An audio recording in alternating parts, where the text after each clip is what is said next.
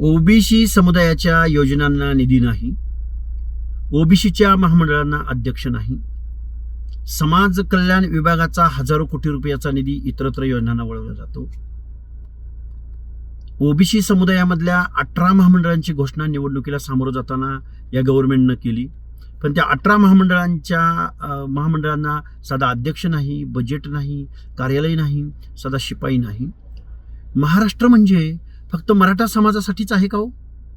महाराष्ट्रामध्ये मराठा समाजाच्या मुलांना शिक्षणासाठी जर काही सुविधा देत असेल तर त्याचं स्वागत करणारा हा लक्ष्मण हाके.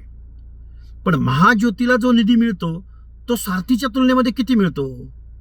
किंवा स्वर्गीय अण्णासाहेब पाटील महामंडळांना जो निधी मिळतो किंवा त्यांच्या माध्यमातून लाखो रुपयांचं जे कर्ज वाटप केलं जातं त्याचं व्याज हे गव्हर्नमेंट भरतं, हमी भरतं. पण ओबीसीच्या महामंडळांना साधा अध्यक्ष, साधं बजेट मिळू नये. 8 लाख करोड रुपयाच्या बजेटमध्ये 50% जास्त लोकसंख्येला म्हणजे ओबीसीला 0.5% बजेटरी तरतूद असावी. मला वाटतंय फडणवीस साहेब, तुम्ही 12-13 करोड जनतेचे मुख्यमंत्री आहात, पण ओबीसींच्या मागण्यांना वाटाण्याची अक्षता, SC-ST बांधवांचं बजेट इतरत्र खात्यांना वळवणं आणि मराठा समाजाच्या वेगवेगळ्या मागण्यांना रेड कार्पेट तुम्ही घालता.